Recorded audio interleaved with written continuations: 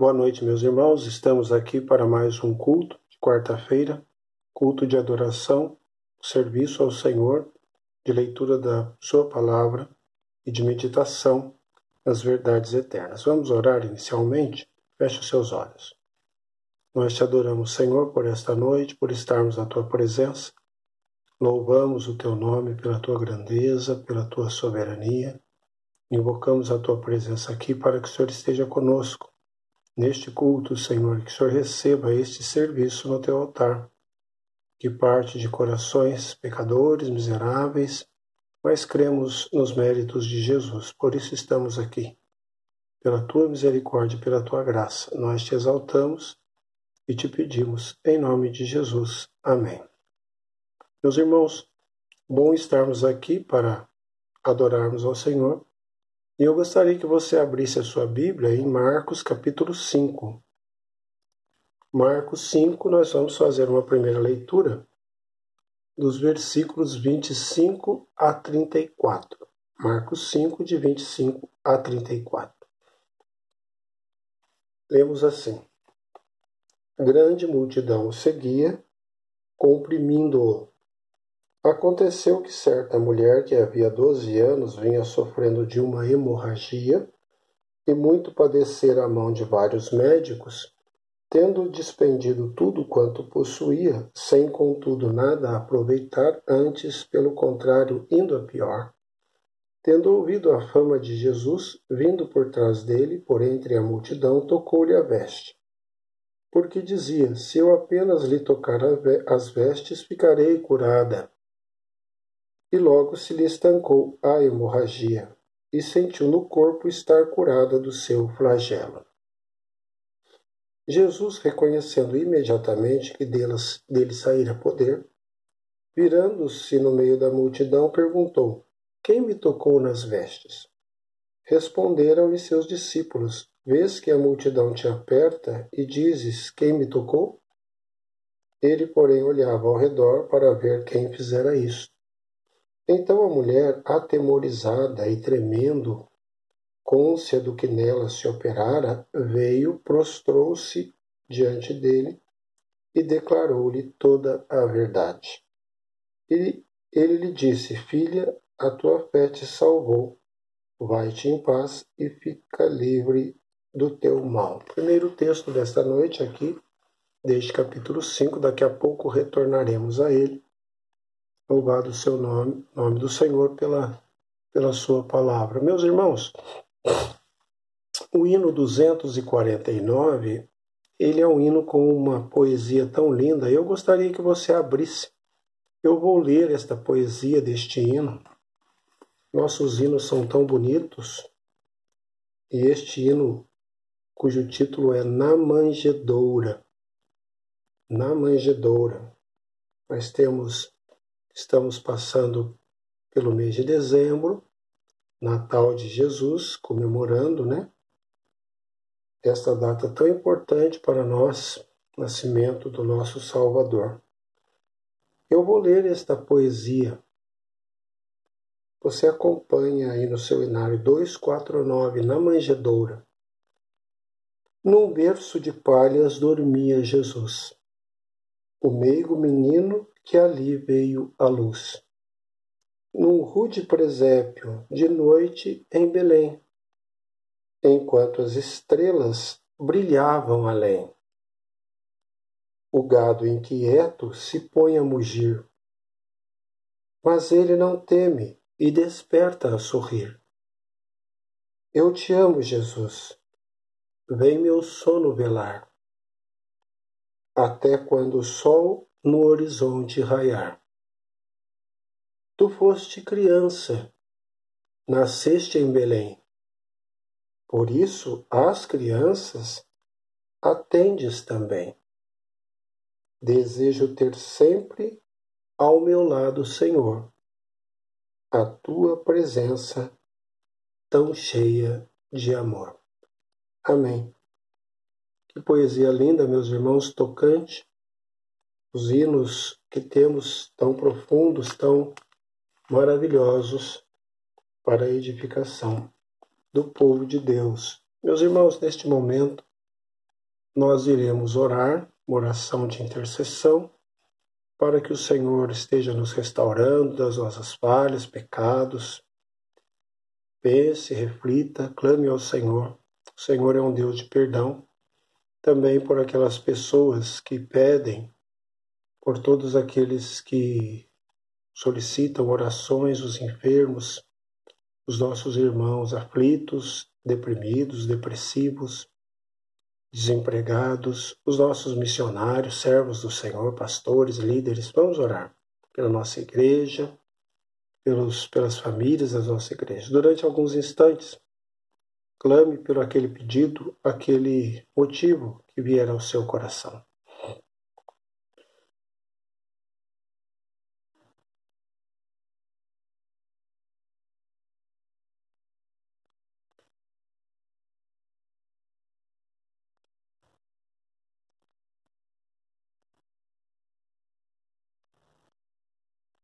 Nosso Deus soberano, nós te adoramos e te bendizemos porque tu és grande, onisciente, onipotente, onipresente.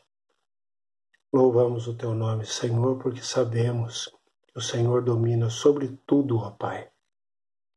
Bendito o teu nome pelas bênçãos maravilhosas que o Senhor tem nos concedido em todas as áreas das nossas vidas. Milagres, graças do Senhor, ó Deus, intervenções maravilhosas do Senhor. Que o Senhor receba a nossa adoração. Aceite, Senhor, os nossos pedidos pelos nossos irmãos enfermos, desempregados, aflitos, desanimados, deprimidos, todos aqueles que passam por sofrimentos diversos. Tu és conhecedor. Estenda a tua graça, Senhor. Responda, Senhor, abra as portas. Abençoa os nossos pastores, líderes. Visita, Senhor Deus, os nossos irmãos que estão à frente do teu rebanho, na nossa igreja, nas demais igrejas. Bem como, Senhor, intercedemos pelos nossos missionários, servos do Senhor, as suas atividades, ó Deus, em diversas localidades, no nosso país e no mundo inteiro. Abençoe, visite, sustente na tua obra. Nós oramos agradecidos e te louvamos, em nome de Jesus. Amém. Meus irmãos, continuando agora em Marcos 5, nós vamos ler o evento que envolve Jairo. A partir do versículo 21, nós já lemos o evento da mulher enferma, que está bem no meio aí do relato. Nós vamos agora ler o pedido de Jairo. Começamos nesse primeiro trecho, depois passaremos para o segundo trecho ali a partir do versículo 35. Então, primeiro de 21 a 24 do capítulo 5 diz-nos assim: Tendo Jesus voltado no barco para o outro lado, afluiu para ele grande multidão, e ele estava junto do mar. Eis que se chegou a ele um dos principais da sinagoga, chamado Jairo, e vendo-o, prostrou-se aos seus pés. E insistentemente lhe suplicou: Minha filhinha está à morte, vem, impõe as mãos sobre ela, para que seja salva e viverá. Jesus foi com ele. Aí acontece aquela situação da mulher enferma, e temos a continuidade no versículo 35. Falava ele ainda, quando chegaram alguns da casa do chefe da sinagoga, a quem disseram: Tua filha já morreu, por que ainda incomodas o mestre? Mas Jesus, sem acudir a tais palavras, disse ao chefe da sinagoga: Não temas, crê somente. Contudo, não permitiu que alguém o acompanhasse, senão Pedro e os irmãos Tiago e João. Chegando à casa do chefe da sinagoga, viu Jesus o alvoroço, os que choravam e os que pranteavam muito. Ao entrar, lhes disse: Por que estáis em alvoroço e chorais? A criança não está morta, mas dorme. E riam-se dele. Tendo ele, porém, mandado sair a todos, tomou o pai e a mãe da criança e os que vieram com ele, e entrou onde ela estava. Tomando-a pela mão, disse: Talitá cumi, que quer dizer: Menina, eu te mando, levanta-te. Imediatamente a menina se levantou e pôs-se a andar, pois tinha 12 anos. Então ficaram todos sobremaneira admirados. Até o versículo 42. Vamos ler também o 43. Mas Jesus ordenou-lhes expressamente que ninguém o soubesse e mandou que dessem de comer à menina.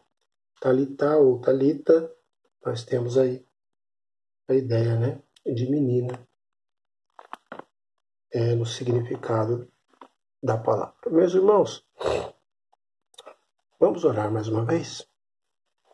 Nós te louvamos, Senhor, pela tua palavra. Precisamos do teu Espírito para absorvermos dela aquilo que carecemos nas nossas limitações. Tenha misericórdia de nós. Nos ajude, Senhor, do crescimento, acerca do conhecimento da tua grandeza, Senhor. Nós precisamos de ti. Nos ajude, perdoa os nossos pecados e nos conceda olhos e inteligência para entendermos o que o Senhor quer falar conosco. Oramos agradecidos em nome de Jesus. Amém.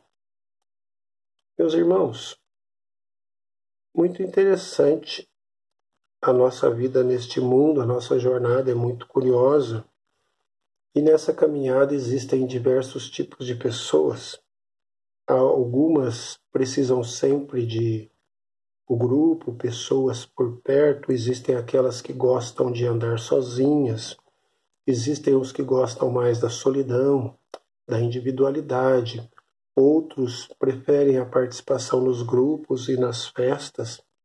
Existem os solitários radicais que não querem andar nem com Deus, nem com ninguém, não é? Existem pessoas diversas, não querem presença de ninguém, certas pessoas e grupos, né? Na verdade, são jornadas, são caminhos que temos na diversidade desse mundo, dos perfis, das personalidades, da própria vida de cada um. Como está a sua jornada de vida? Como está? Como está a sua caminhada? Fácil, difícil? Precisamos pensar nisso. Um trajeto cheio de obstáculos ou talvez um período mais ameno, mais tranquilo? É interessante pensarmos aí, meus irmãos, nesse versículo 24, esse texto cheio de coisas interessantes, um texto muito rico. Esse versículo 24 nos diz assim, texto que acabamos de ler de Marcos, capítulo 5. Jesus foi com ele. Jesus foi com ele. Com Jairo. A vida de Jairo não estava sendo fácil. Sua caminhada estava cheia de provações. Sua filha, no caso, aí estava doente, perto da morte. Mas Jesus entrou em seu caminho. Jesus cruzou o seu caminho. Passou a trilhar com ele aquela jornada difícil, aquele momento difícil. Jesus foi com ele. É o que nos diz aí este versículo 24. Eu gostaria de pensar um pouco sobre o seguinte tema. O que é preciso para Jesus ir comigo? Assim como foi com Jairo. A partir desse texto, algumas reflexões sobre esse tema, essa pergunta. O que é preciso para Jesus ir comigo? O primeiro aspecto que eu vejo aí é o seguinte, irmãos, é preciso se chegar a Jesus. É preciso se chegar a Jesus. Versículo 22 nos diz, eis que se chegou a ele. Jairo se chegou a Jesus. Sabe, irmãos, Jairo era um homem importante. Ele ocupava um cargo relevante na sinagoga. Era um dos principais da sinagoga. Nós temos essa situação ali no status deste homem. Ele tinha importantes responsabilidades sobre os seus ombros, tanto sociais como responsabilidades religiosas, assim como algumas pessoas, talvez você também. Ele cuidava da conservação do prédio da sinagoga. Olha quantas coisas. Ele organizava ainda os serviços litúrgicos. Jairo escolhia os que deviam ler as Escrituras e aqueles que deveriam orar. Portanto, ele era um homem de posição. Por isso, tudo isso não foi impedimento para a sua atitude. Ele não se sentiu constrangido de ir até Jesus, assim como muitas autoridades na época, contrariamente a isso, se sentiram constrangidas na aproximação para com o Mestre. O Senhor Jesus era muito pouco para eles. Eles tinham um status muito alto, não é? Uma posição muito grande, muito destacada para se chegar àquele homem ali, filho de carpinteiro. Mas não foi isso que aconteceu com Jairo. A sua posição não foi um obstáculo para essa decisão. Ele compreendeu que Jesus era alguém especial.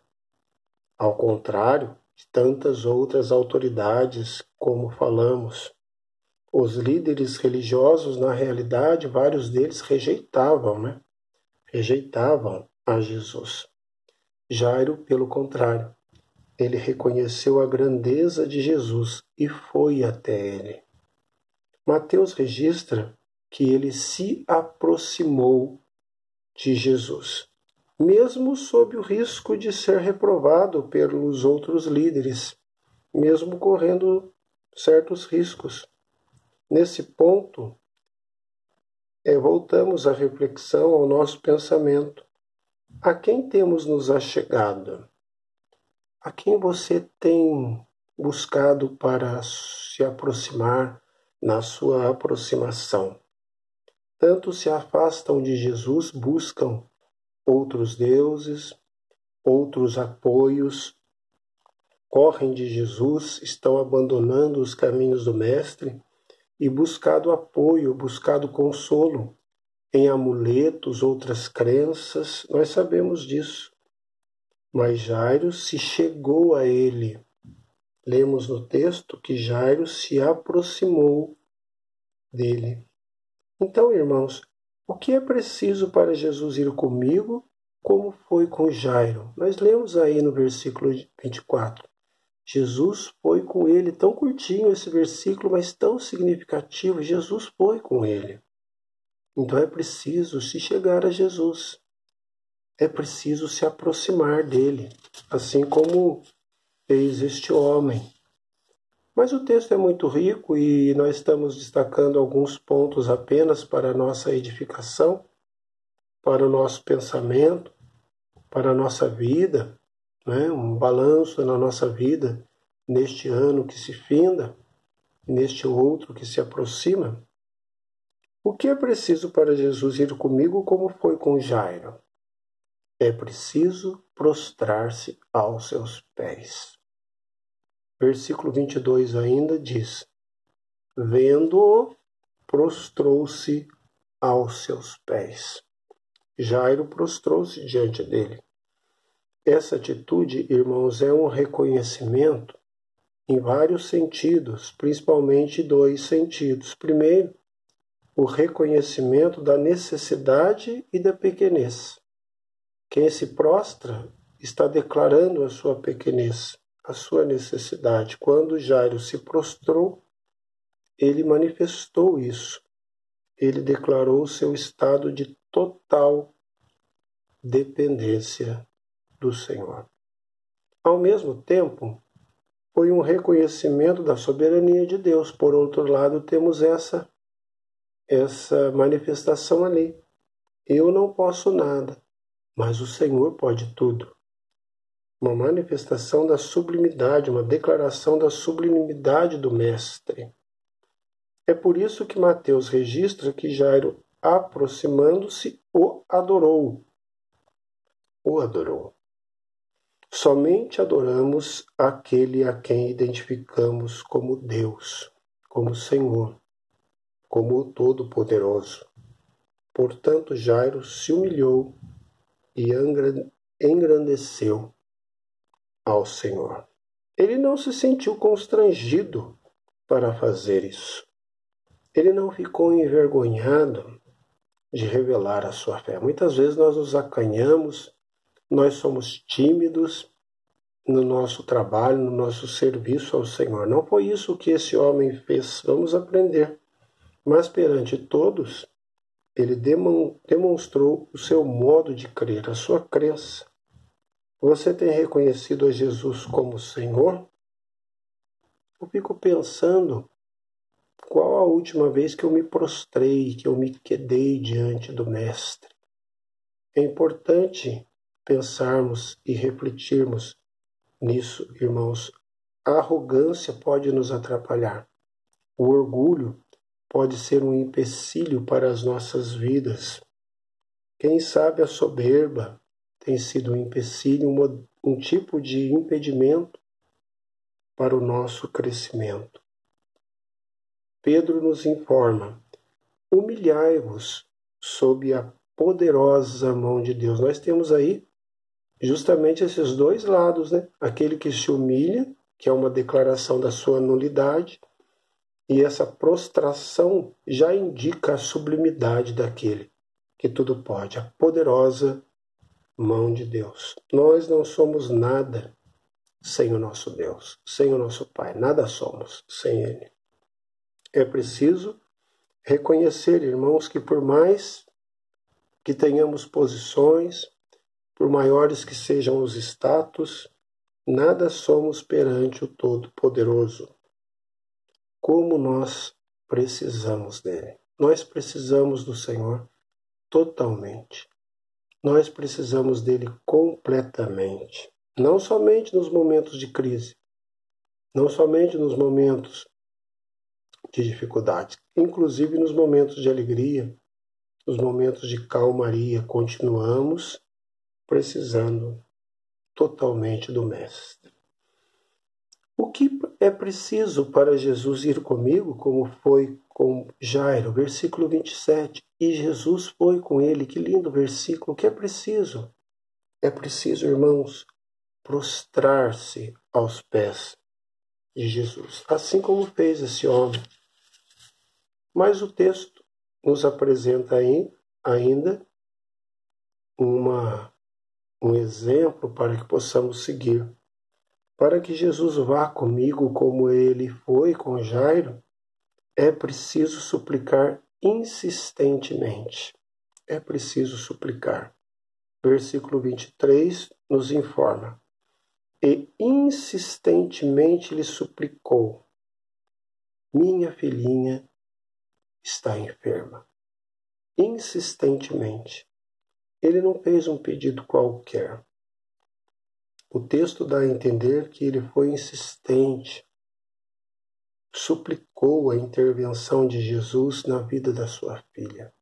Nós apenas suplicamos quando entendemos que existe poder, que existe suficiência em Deus, suficiência naquele a quem clamamos. Isto é a súplica. Súplica significa rogar, clamar, é pedir com instância, é pedir com constância, é pedir com humildade. Quem está suplicante, irmãos, não está disposto a desistir.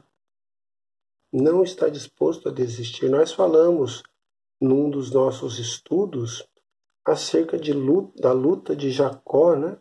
Com o anjo, com Deus. Ele buscou aquela bênção tenazmente. O Senhor disse: deixa-me ir, pois já rompeu o dia. Mas Jacó disse: não te deixarei ir, se não me abençoares. Nós comentamos isso em um estudo passado. Sabe, irmãos, a Bíblia diz que o Senhor é Deus das guerras, é Deus das lutas. E uma luta que ele gosta é a luta da súplica, a luta da oração, a luta do clamor. Ele gosta dessa luta. É uma luta que o Senhor se compraz, sabe? Uma luta que ele pede: orai sem cessar. É assim que nos diz a palavra do Senhor. Entre nessa luta e não desista. Diga para o Senhor: eu não vou desistir, Senhor. se não me abençoares. Não vou me desistir se não me abençoares. Nós passamos na nossa família por um momento difícil, os irmãos sabem da enfermidade da minha mãe, há uns anos atrás. Depois ela veio a falecer, mas foi uma luta por um período, né, de enfermidade. Eu me lembro que por várias vezes, numa dessas internações das várias, os médicos disseram, olha, é para vocês despedirem da sua mãe, porque ela está bem enferma dessa vez, não vai, então despeçam e tal. Nós chegamos a comentar isso com o pastor Ivan, nosso amigo pastor Ivan. E o pastor Ivan, ele falou, olha, embora o médico tenha dito isso, eu não vou desistir de orar pela recuperação da dona Inês. E é interessante, irmãos, vários irmãos oraram também, nós louvamos a Deus por isso. E ela superou aquela fase. Ela superou. Ela melhorou. E ela se recuperou. Eu não vou desistir. O Senhor nos dá essa liberdade do clamor. O Senhor não se cansa de ouvir os clamores. Precisamos revalorizar, revitalizar, irmãos, para que possamos clamar, buscar ao Senhor. O povo de Deus tem se reunido para orar, o povo de Deus tem participado das reuniões, isso é importante. Precisamos continuar nesses clamores. A ação de Deus é poderosa quando o povo de Deus ora, quando você é perseverante no clamor, na súplica insistente. O que é preciso para Jesus ir comigo? Jesus foi com ele, Jesus decidiu, eu vou contigo. E Jesus foi com ele, é o que diz aí o versículo 24. O que é preciso para Jesus ir comigo como foi com Jairo? É preciso suplicar insistentemente a sua bênção. E por fim, irmãos, é preciso crer no Senhor, apesar das más notícias. Apesar das más notícias. Jairo nos diz, né? Jairo disse a Jesus, vem, impõe as mãos sobre ela, sobre a minha menina, para que seja salva, para que viva, né? O pedido de Jairo foi um pedido de fé. Ele cria no poder de Jesus, é preciso crer, não é? Ele achava, entendia, pensava, tinha certeza, achava não, certamente ele cria. Ele acreditava naquele poder infinito do Mestre. Ele tinha fé no toque poderoso das mãos de Jesus. Sabe, irmãos, as mãos do Senhor salvam, as mãos do Senhor curam. E Jairo disse, para que ela seja salva, Senhor, para que ela viva. Bendito seja esse nosso Deus que salva, que cura. Então é necessário que aquele que se aproxima de Deus creia, nos diz Hebreus, né? É necessário que aquele que se aproxima de Deus creia no seu poder, creia na grandeza desse Deus. Para aquele que se aproxima de Deus como Jairo se aproximou, a fé não é uma opção.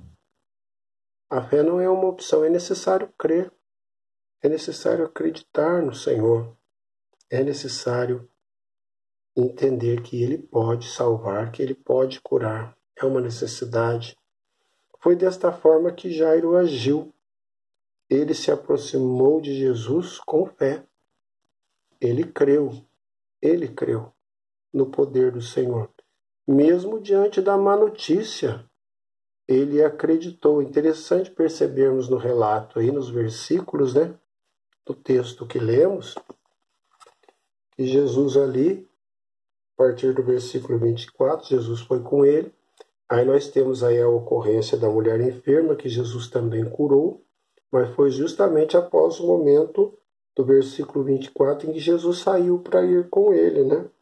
Então, houve essa ocorrência aí da mulher, e aí logo no versículo 35 diz assim, falava ele ainda, quando chegaram alguns da casa e disseram assim, ó, tua filha já morreu. Por que ainda incomodas o mestre? Não perturbe mais o mestre, ela já morreu.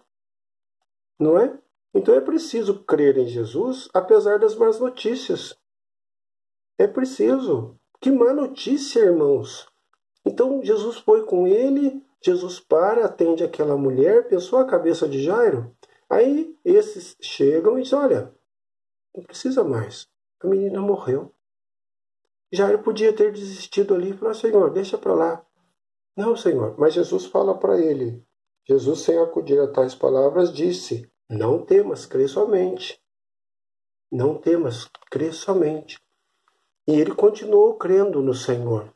Ele não acudiu às más notícias. Na nossa vida é assim, irmãos. Quantas vezes más notícias, más situações, nós estamos ali naquela luta, naquele percurso e chega alguém, chega um fato, acontece algo que parece que desaba tudo, acaba tudo, mas a voz de Jesus continua nos nossos ouvidos. Olha, continue crendo, não temas.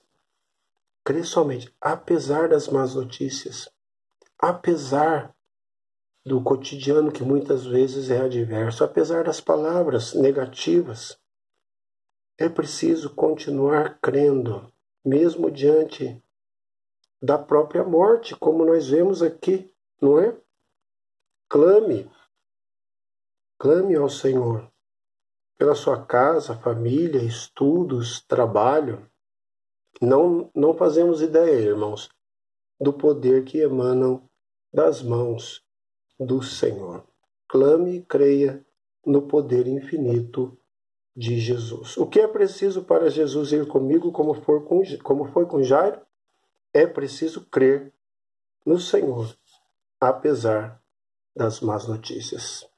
Então encerramos assim mais este estudo. Que o Senhor tenha falado ao seu coração. Guarde na sua mente esse versículo 24. E Jesus foi com ele.